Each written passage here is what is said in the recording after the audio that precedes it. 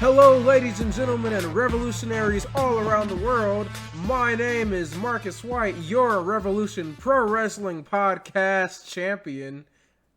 And I am Fight Mode Nick Cavalli, and I'm sure you guys have been missing our faces since we have been sidelined for a few days with some technical issues. Shocking. It continues to happen to us Technical all the time. And medical issues. I'm feeling better today. I'm feeling better. I'll be able to get through a show today. I was hacking up a lung yesterday. I feel a lot better. So I don't think it is that which shall not be named. Yes, so just common cold. Yes, so for those of you that have been living under a rock, yes, as I mentioned, our championship did change hands as of Saturday night by one decision, by the way. And it's not because it was just such a close battle. It was because we were wrong on like everything. For Double or Nothing. But we'll talk about that. We're actually going to, because we're so late coming in back in the week, we're just going to save our Double or Nothing stuff for our weekend wrap-up at the end of the week. So make sure you stay tuned for that. It's not that we're late. We chose to do a retrospective on it. We chose that. And trust me, we have a lot that we need to talk about anyway. Yes. So you guys need to see that. So that's why we're going to just wait, and we're going to break it down and go over everything we need to talk about with that. But as for right now, it's Monday Night Raw. Yes, this is your Monday Night Raw review. And tired of getting called out by me and Nick, I guess, because Monday Night Raw and SmackDown have stepped up their shit this past week. Absolutely. So you're going to see that I'm a lot more energized today, although it doesn't really look it because I just woke up from a nap. But a lot more energized today than I am normally for a Raw review. I'm even going to take the lead on a couple of things. You know why? Because Raw was actually spit it out. Okay. It was okay. It's getting there. It's getting there. Yeah. Like, it's not to the point where I can sit here and go, guys, Raw and SmackDown, let's do it. Like, right. No, but it's coming. It's coming there. So it only took 8 weeks, give or take. WWE finally went, you know what? That AEW company, they have a good idea with putting wrestlers in the crowd. The difference is, instead of saying, hey, do whatever you want to do, they said, yeah, so you're going to cheer the faces, you're going to boo the heels. Basically, like, they just turn on one of those lights that say, like, applaud, boo. It's like the crowds in 2K. Yeah, it's awful. Yeah. Leave it to WWE to steal something from AEW, but then do it poorly. Yeah. Yes.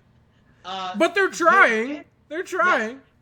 Yes. And the fans were behind like a plastic stanchion, like plexiglass, which was actually really cool. It reminded me of hockey boards. I honestly, if that's something that winds up staying, it's not an issue.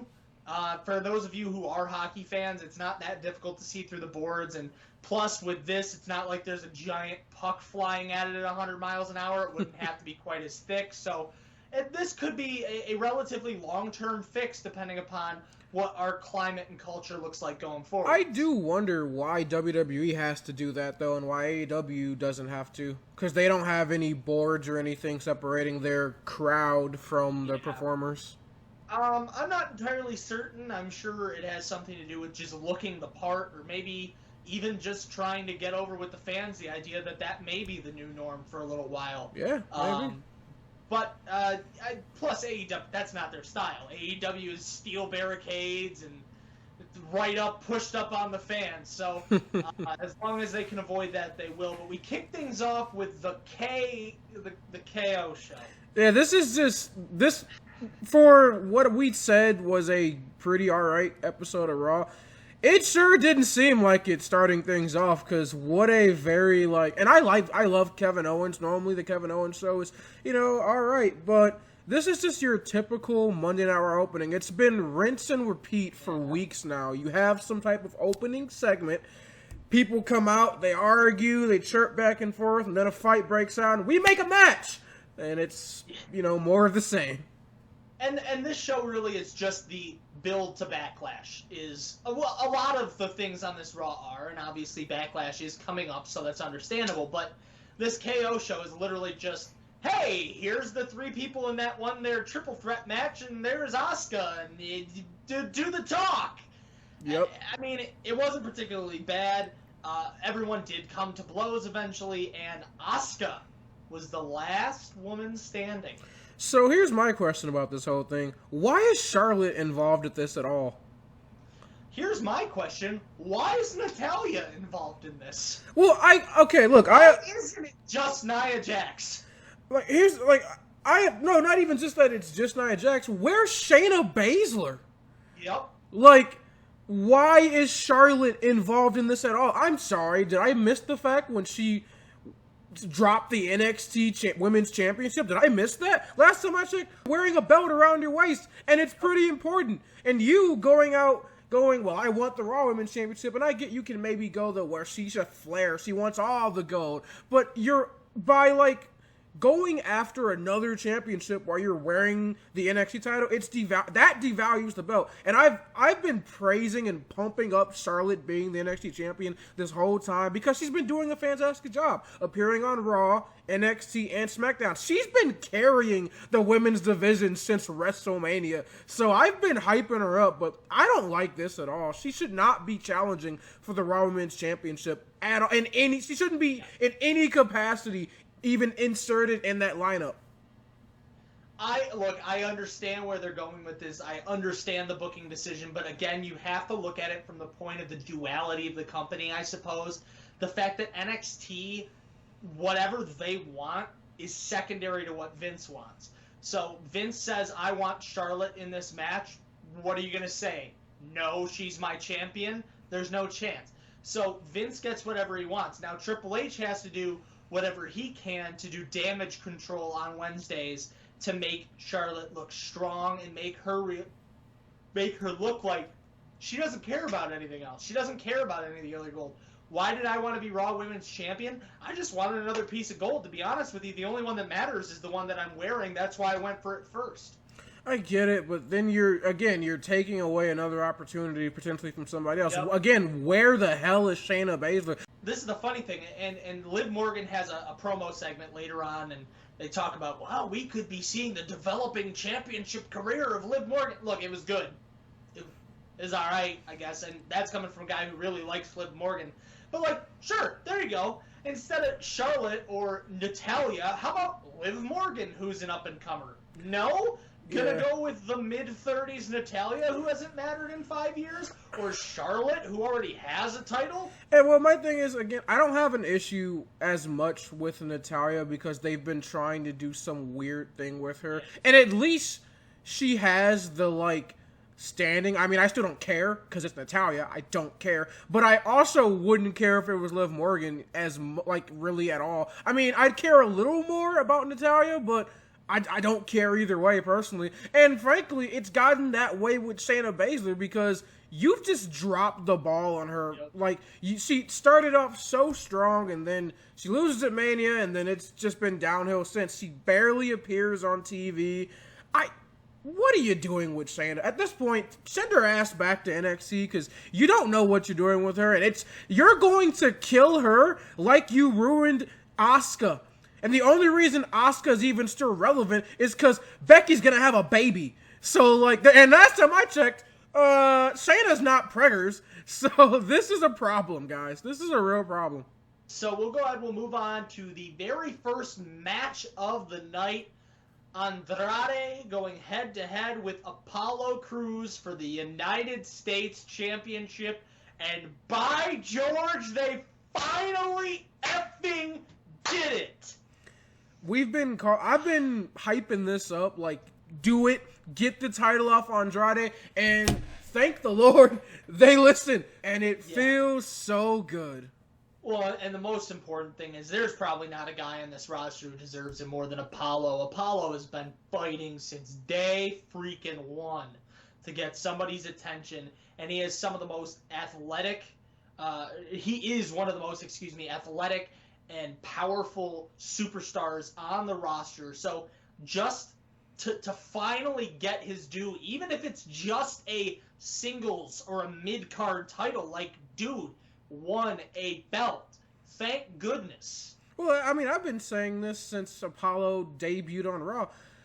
He doesn't have to win a world championship, but my God, something. I mean, a tag title, a mid-card title. He should have been an Intercontinental or U.S. champion years ago. There is no excuse. They pushed him to the main roster very quickly because he's very talented and very flashy, and it didn't catch on. Well, he definitely needed more development because God knows, Smiley Apollo Crews is not what people wanted to see on the main roster. So he definitely needed some more time to develop on the mic and personality, charisma-wise. But I'm happy to see Apollo get the W here. The promo he cut after his match was amazing, talking about his struggle. 11 years of sacrifice to win his first WWE title. And so proud of a guy like Apollo Crews for doing that. And, of course, the promo was absolutely iconic. Speaking of the Iconics, come out to the ring, and they are not particularly happy. And they're still a tag team. There's some apologies. Still together. Apologies going around. First of all, I'm sorry for messing up, for losing the match. I'm sorry for slapping you, but at least we're not Alexa Bliss and Nikki Cross. Of course, they do make a couple of shots. One at Nikki Cross being the crazy woman and calling Alexa Bliss the Office's favorite blonde, which, of course, doesn't hit particularly well, considering what just happened with JD from New York. It's almost like I don't even really want to get into the whole JD thing, but I guess I'll touch on it a little bit. For those of you that were under a rock, Alexa Bliss was trending yesterday, and you know, I go and I'm like, oh, I hope everything's okay, Alexa. Well, everything was more than okay for Alexa, but not so good for our boy JD from New York, as he was just taking it left, right, front, and center. I mean, my God, dude could not catch a break. There was this clip that aired from a while ago, a couple years ago, about JD criticizing Alexa Bliss's performance, and essentially he compared what Alexa did in the ring to a sexual partner just kind of laying in the bed and doing nothing. So, yeah, definitely not the greatest comparison, and since then he's came out and apologized for it. But yeah, Alexa Bliss spoke out, Sonya Deville spoke out, Braun Strowman. He had a lot of people from WWE locker room talking about this. Mick Foley even took the time to DM JD, telling him that was a stupid comment before blocking him. And he, as a result of all these guys and gals coming after him, he had a lot of fans attacking him in DMs, and you saw his family take a little bit of heat too, which that's not okay. You should never attack a man's family or use personal attacks just because you disagree with something that someone said. I thought that was very out of line, and while I don't agree with the statement, I get what he was trying to say. It was stupid, but I get it. People don't understand, like, everyone's thinking about Alexa Bliss now. This back then was when Alexa Bliss had just came up onto the main roster. I was saying this, she was not very good. Like, I love Alexa. She's amazing on the mic, and she was amazing on the mic back then. But she was not the greatest in-ring performer. And there were times where she did come across as, you know, slightly, not lazy in the ring, but not doing the most. So I got his point, but it's definitely a bad take. It's not the greatest comparison. And it's the way you put it. If you just say, hey, she didn't look that great in the ring for you know, she's a little bit underdeveloped as a wrestler, she's a little bit slower in the ring, you know, she needed more work in NXT, totally understandable. To take it into the direction that she did, definitely doesn't sound right.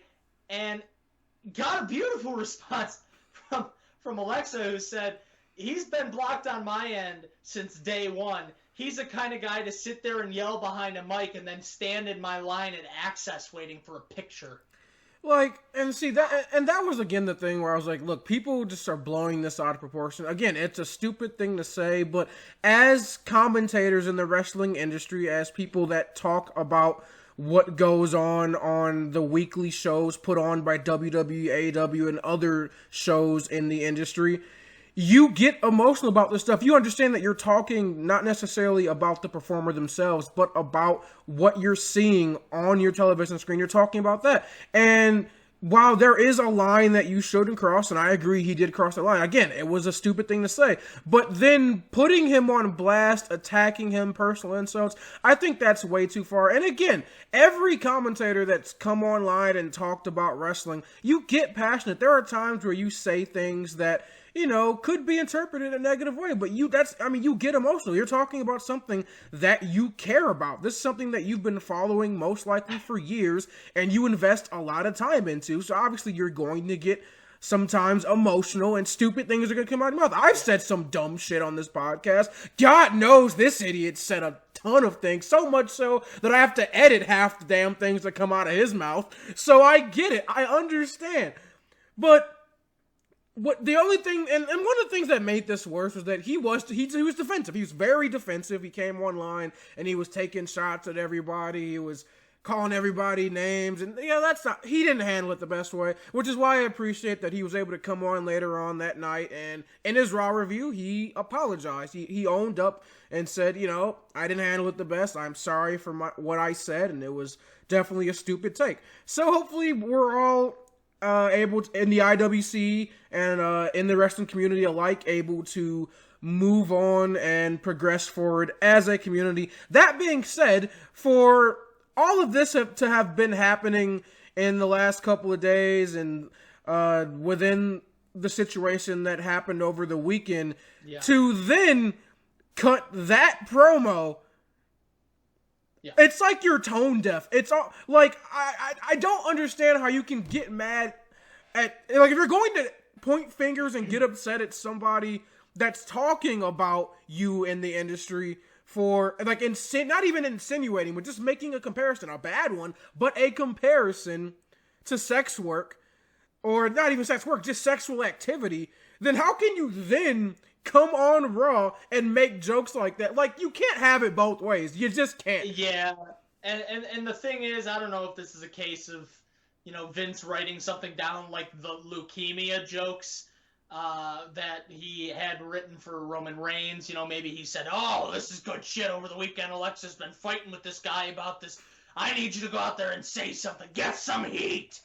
But, you know, it doesn't hit right. The statement should have never been made in the first place from JD, but now that it's back up and in everybody's face, it should definitely not have been referenced in any way, shape, or form on TV, whether or not it was on purpose or not. You got to be conscious of the situation. You got to be conscious, especially with everything that happened tragically this weekend with cyberbullying in wrestling. So you want to perpetuate a real-life situation like that, that's on your hands, WWE. It's cold. And if you didn't know, then you're just stupid. You're not paying attention to your own industry. But that all being said, we get what may be the promo of the night from one Nikki Cross. Yeah, if you had told me that of the duo of Alexa Bliss and Nikki Cross, that Cross was going to be the one, and to quote Becky Lynch here, spitting some straight fire, then I'd have thought you were just crazy. Yeah, so as Cross gets in the ring and begins to speak, the Iconics go, no, not you. You don't talk. Come on now. Let her do the talking for you. Oh, are you telling me I can't talk? Are you telling me I can't talk? And she cuts a fire promo about friendship, about what friends mean, about how to be a real friend, about how to be a tag team chip. I love you, Nikki Cross. Yeah. And you're married to Killian Dane. I almost called him Big Damo. Killian Dane. It's about damn time that Nikki Cross has been able to let loose on a microphone and actually, you know, start to get herself over. She is already, of the two, she's the wrestler of the two. And again, I love Alexa Bliss, but come on. Nikki Cross is the person that, you know, she's the one getting the hot tags and the tag team matches.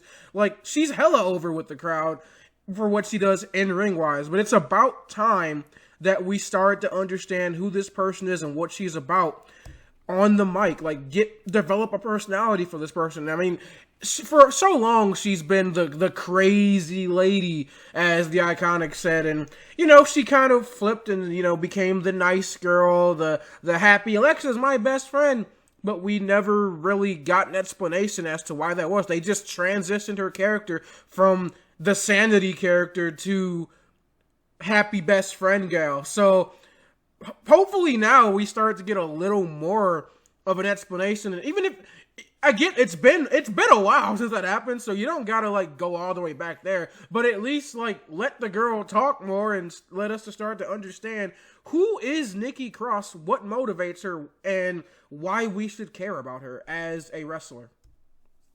Yes, so we move on now. Well, excuse me, before we move on, the Iconics do attack Cross and Bliss and stand in the ring holding their titles.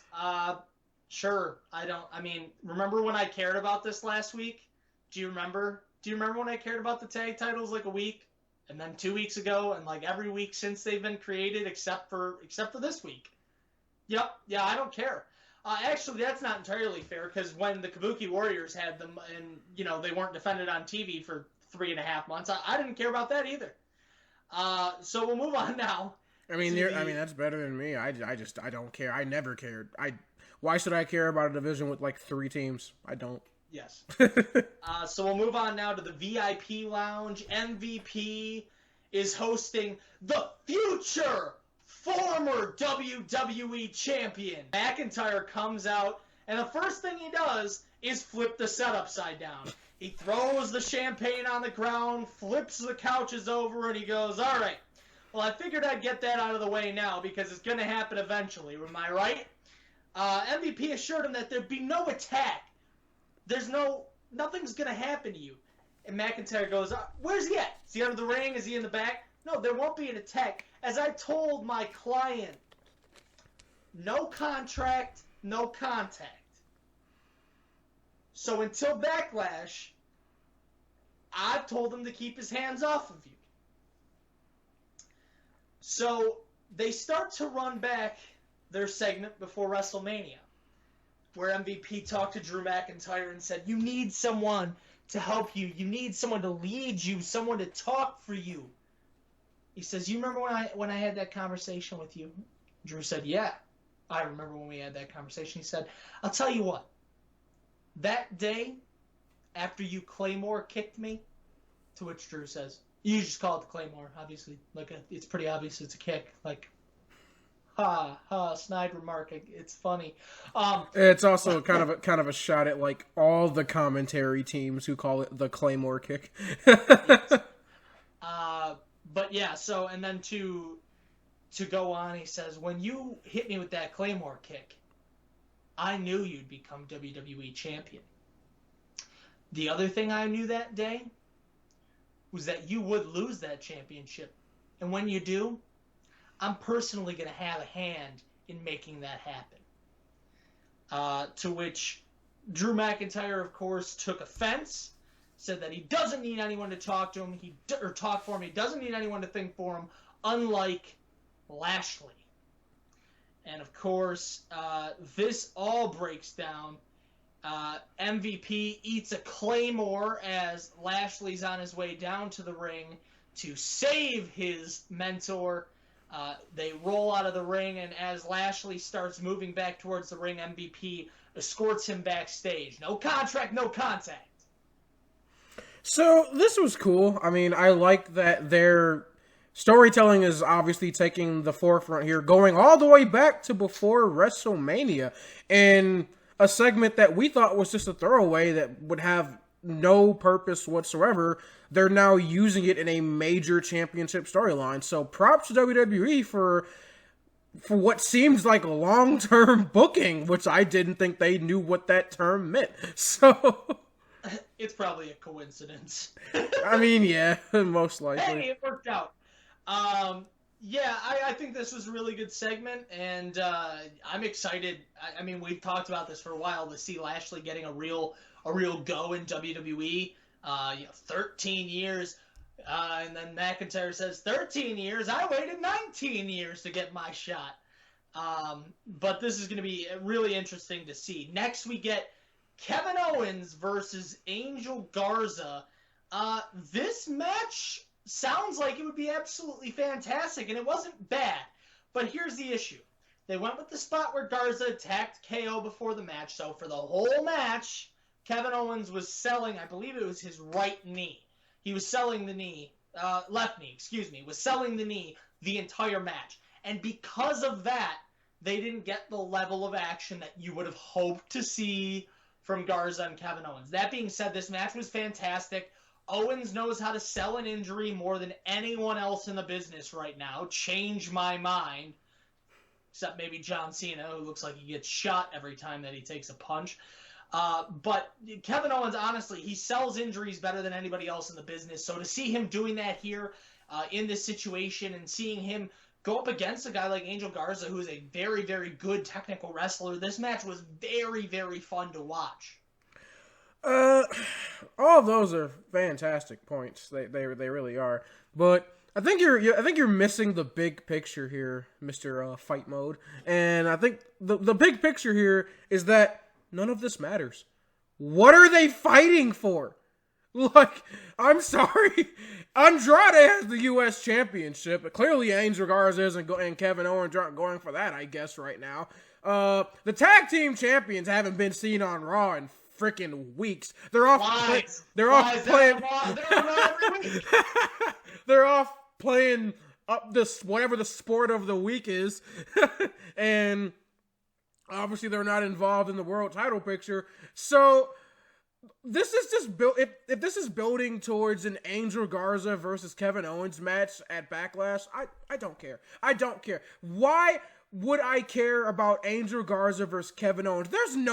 There's nothing at stake here for this match unless you explicitly tell me. Like, this is the problem with not having a ranking system or something for us to follow in regards to, like, contendership for championships. If you sit down and you explain to me, oh, this is actually a very important match because the winner of this match, can get an opportunity for the world championship. Right, this is 3 and number 5 in the rankings, and whoever wins will probably get the shot after Bobby Lashley. Instead, this is just heel versus face, cause reasons.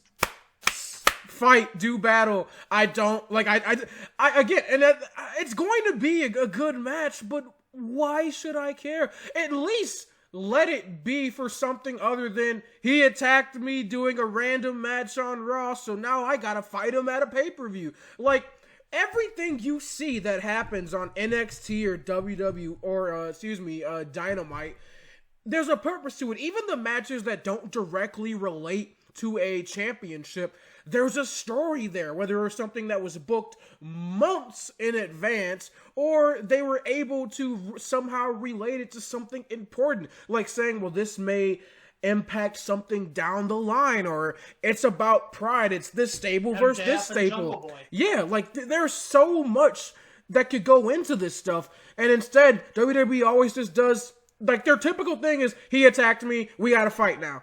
Is it for a championship? No. Does it have any impact or correlation to a championship? No. Heel versus face, ding ding. Like, I don't care.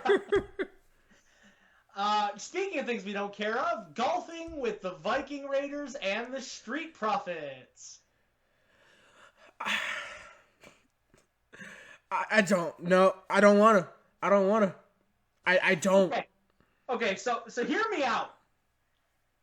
I get basketball. I get it. The Street Profits. I get it. I get axe throwing. Viking Raiders. Vikings throw axe. I get it. Golf.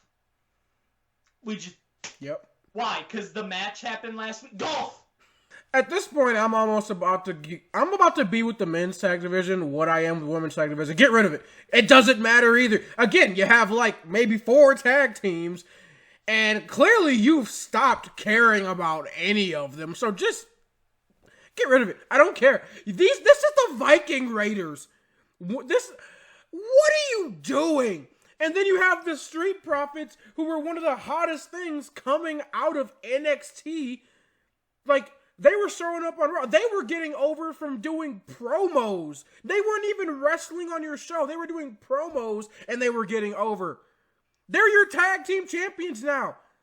Why are they not wrestling matches for their championship? This is getting Andrade levels of stupid, to where if this is what you think we want to see with the Street Profits as champions, just take the belt off them. I don't care. Put it back on Rollins and Murphy. At least they defended the belts. Like, I just don't care anymore. And here's the thing. If you're going to do something goofy, just go all out. Go all out on the goofiness. Just go full send. Like when you did axe throwing. Like, yeah, you know what? It was bad, but guess what? It was funny. It was funny and bad. This was just bad. Like what? What are you going to do next? You're going to have them defend their titles in a game of hockey? Which I would now pay to see that, to be honest with you. Murphy and the newest disciple, Austin Theory, they had a match tonight as well. Humberto Carrillo and Aleister Black. And, of course, I'm not going to really attempt to roll my R's on Humberto's name. Unlike... Humberto Carrillo! Yeah, unlike Rome, who was in there and said Carrillo because you can't roll R's. Yeah, it was bad. This matchup was also pretty good.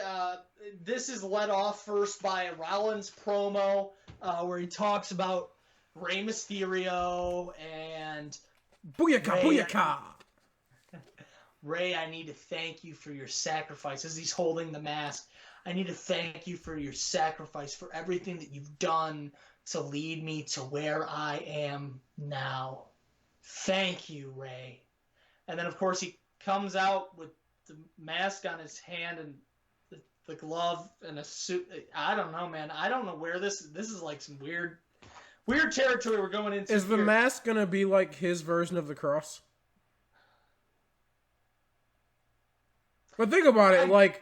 Ever since the Rey Mysterio thing happened, it was like the resurrection of the Monday Night Messiah. So, hey, connecting the dots there. Yes. So this was actually another good matchup. We get a couple of really good competitors in Austin Theory and Buddy Murphy, who are both like blue collar, like work style men, except. In theory, a little more flashy, going up against two guys who are very, very fast-paced, hard-working competitors in Black and Carrillo, and they do not disappoint. This was one of my favorite matches tonight. If it wasn't for how great that Apollo Crews and Andrade match was, this would probably be my match of the night, to be honest with you. It was a really, really good showing, and the most important thing for me, Austin Theory picks up the pinfall victory. Austin Theory does hit the ATL for the win. So what's important about this is what happens after the match. And that is what Rollins, Murphy, and Theory do to, or attempt to do to Humberto Carrillo. Yeah, this wasn't pretty. They were... basically attempting to also blind Humberto Carrillo in an eye, threaten to do the same thing that we did to your idol. So it makes you a little uncomfortable, a little scared. But this is great work from a great heel faction and a great leader in Seth Rollins. They don't actually do it, but they send the message.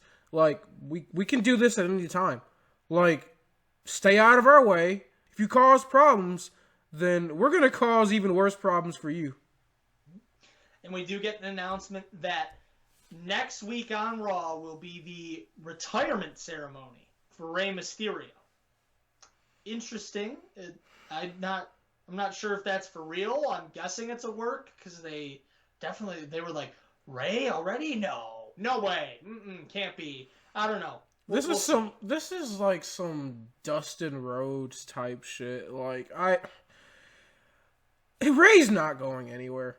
As long as it leads to a match in which Seth Rollins gets stripped down to his underwear and spanked, I'm perfectly okay with it.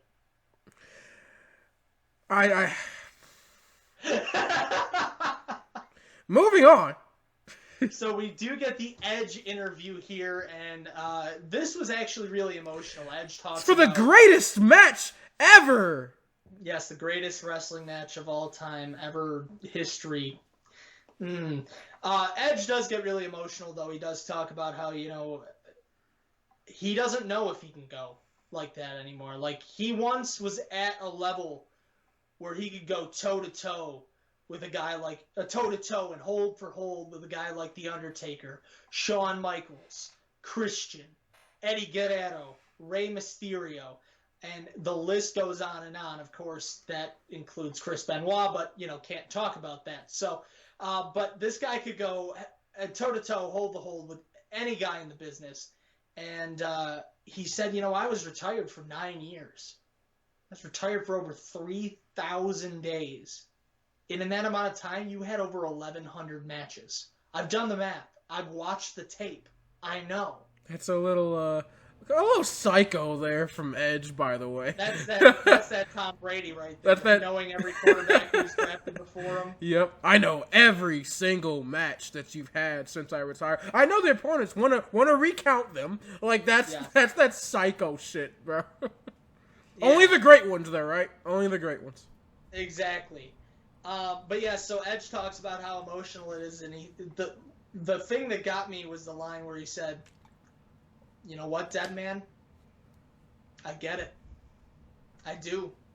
When I recorded all my promos for the last ride, I was retired. I said things. Little plug there. Yeah, and I said things like, he just doesn't know when to hang it up. He doesn't know when to call it quits. Now that I'm back, now that I am healthy enough to be back, I get it. I get why you keep doing it. I get why you keep going back out there year after year, threatening yourself. I get it." And that really hit home, especially for those of you who have been watching the Last Ride documentary on WWE Network. That is very, very insightful. It might be the closest we will get to a backstage look at something like WWE, especially with a character like The Undertaker. And look, I'm never one to promote WWE stuff, especially if it relates to purchasing the network or anything. But for those of you that, if you haven't already purchased the network yourself, if you've got the opportunity to use that 30-day free subscription, this is something where I'd say, yeah, you need to go and watch this. WWE did a fantastic job with this. This is, like, people have been hyping up The Last Dance and that asshole Michael Jordan, but this is actually, like, this is The Undertaker. This is actually a legend. And no, I'm kidding. I'm kidding. I was actually going to say, unlike the propaganda machine that is The Last Dance, this seems to be very genuine, very from the heart of Mark Calloway and his wife, and of course from everybody else who was interviewed for this, which includes some guys who are currently in AEW. Yes. I always find that I was gonna say interesting that Vince didn't snip out the Jericho and JR part. But see, that's what helps. Like, this feels very real, and that's a lot of stuff on the WWE Network. Some of it can have that feel of like, oh, this is very propaganda WWE. Like, we're amazing, we're the best, but.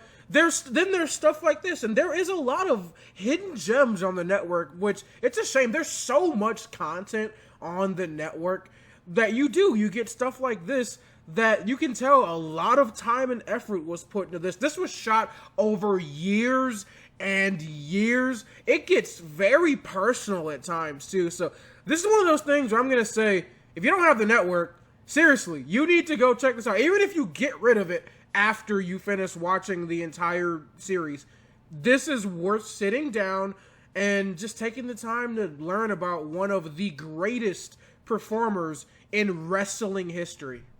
Well, and this is coming from an AEW stan, if you will. I'd wait until the entire series has been released, binge it, cancel the network if you want to after that, but definitely do yourself do yourself the right thing and go out and get the network for the last ride. Yes, the last ride. Sorry, Last Dance, Jordan. Last Ride. Yeah, it was very they were definitely doing this to capitalize off the hype of the Last Dance. That was apparent. I mean, Michael Jordan was doing everything to capitalize off the hype of the Last Dance too, just like Isaiah, right, Mike? Yep. Just like Mike. Nah, I'm good. But I do like that where Edge takes this after talking about the Undertaker and everything. He says, "Look, I don't know if I can go if I'm that guy anymore. Like, look, I've been in the ring with these greats, but I don't know if I'm still that guy anymore. But at Backlash, I'm gonna dig to the very depths of my soul to try, because that's all a man can do." So, I thought that was a very good promo from Edge. I thought it got very emotional, and that's the thing we've talked about with this whole Edge and Randy Orton thing, is that while I don't appreciate them continuing on with the storyline, it's going to be a great feud regardless. It's going to be an amazing match, but WWE, y'all gotta stop with this greatest match ever crap. Like, it's like you're trying to get people to hate the match, and you're trying to just kill this whole thing. Like, the amount of backlash I've seen for that tagline for this match, if there was a live crowd, this match might get torn to shreds. I'm genuinely concerned about that. Like, and I am looking forward to this match. It's Edge and Randy Orton. I think it's going to be a great match. But the fact that you've gone and slapped this greatest match ever, that's like when you started calling John Cena the GOAT.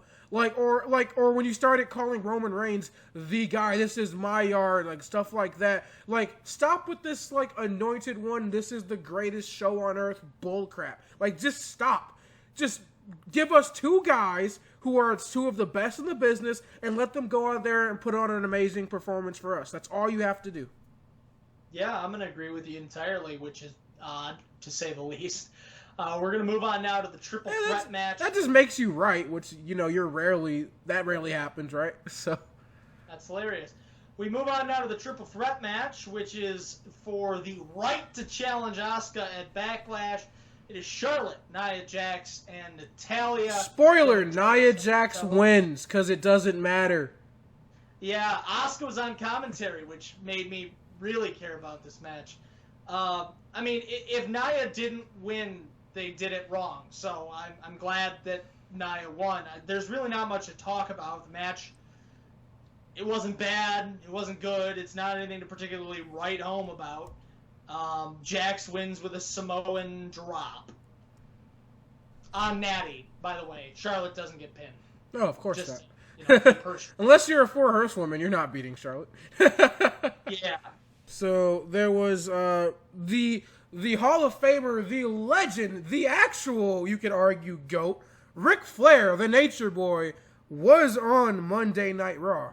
Yes, so Flair was there to hype up his former Evolution partner, Randall Keith, and he talks about how he talks about having been in some of the greatest matches ever before, saying he was asked to predict who would win the greatest match ever between Orton and Edge. Flair picked Randy Orton. And then we have R-Truth and Rob Gronkowski. Yes. So it's been brought to my attention that the 24/7 champion isn't Tom Brady. It's Rob Gronkowski. How could you do your friend like that, Gronk? To which Gronk cuts by far the cringiest promo I've ever heard in my life. Doesn't know if to keep his sunglasses on inside or not. And attempts to make fun of Truth's naming of the belt. And then can't remember what it was and just says a bunch of random stuff. So, it was... Well, it looked like he was reading off a prompter or something, so I assume it was written that way from what it looked like, but It was just bad. Gronk is not great at this at all. And I like the guy. He was entertaining in the NFL. He was obviously an amazing player. Hall of Fame tight end. Is. I can't wait to see how that works out. But, no, what, dude, stay on the turf, bro. Like, I don't want to see you in the squared circle. I don't need to see you running around with the cruiserweight. Wow. The 24/7 championship. Actually, I'd love to see Gronk with the cruiserweight championship. Get us some TV time. No, I don't want to see Gronk with the 24/7 championship. I don't want to see Gronk in WWE. Like, it's cool if he makes his little sporadic appearances here and there. Hey, that's my boy Mojo Rawley. Cool. And I get it, because Fox money now, so you can afford to get celebs like that, and Gronk's a big fan. But it's just cringe. It's so cringe. Like, it's not like some of the other people, like when you get like Floyd Mayweather to come through, or even Tyson Fury, I'll give him his credit, like, at least was better than Gronk. Like, people that, I could believe being in a wrestling ring that did their homework, at least tried. Gronk is not one of those people. And I don't know if it's that he's just not trying, or if that he's just really bad at this. And now that he's going to be going back into the NFL, he's not going to have the time to put into maybe getting better at this. So this needs to be done. Get the cruiserweight, the 24/7 championship was so much better when it was on Truth. You saw it on a weekly basis in these hilarious, absurd scenarios. And now you don't even see it anymore. Like, yeah, well, and this is the thing. I don't have a problem so much with Rob Gronkowski attempting to be a professional wrestler. In fact, I'm okay with the idea of it in the short run. And if he's willing to put in the work, he's willing to go into the PC and learn how to become a wrestler, fine, sure, whatever. But for now, you're going back to the NFL. Let's not. Of course, what's going to happen is he's going to have the belt on opening day, and he's going to run onto the field with it, because that's TV time for our company. But yes, okay, so finally we get to the main event, which is the Street Profits versus MVP and Bobby Lashley. Look, they're in a match, so I'm not even going to complain. I don't care if it's horrible. Like, it's at this point. And you know what? The match wasn't bad. No, it wasn't. Lashley it wasn't looked bad. really good. The Street Profits, while looking a little bit weaker than they maybe needed to, at the end looked strong. MVP looks old and a little bit out of shape. But other than that, I mean, these guys went out there. They put on a fantastic contest, and the almighty Bobby Lashley gets in the ring, slaps on a full Nelson. He's not the legal man, so of course we get the spot where ring the bell! And then right after, Drew McIntyre comes to the ring. We get a little bit of a brawl, and then they are separated by members of the Performance Center in the crowd as we go off air. Does anybody remember when MVP retired a couple months ago? Remember that? Look, I don't have a problem with the idea of a manager who is not afraid to get in the ring with his guy. Like I do when you're MVP and you clearly need to be retired at this point in your career. Like, dude can barely hit a couple moves without grabbing onto the rope for balance. Like, he'd stop. I saw him go for the player's boot, and I got really scared because all of the torn muscles. Yeah, I'm like, dude, can your leg get up that high anymore? Like, my God.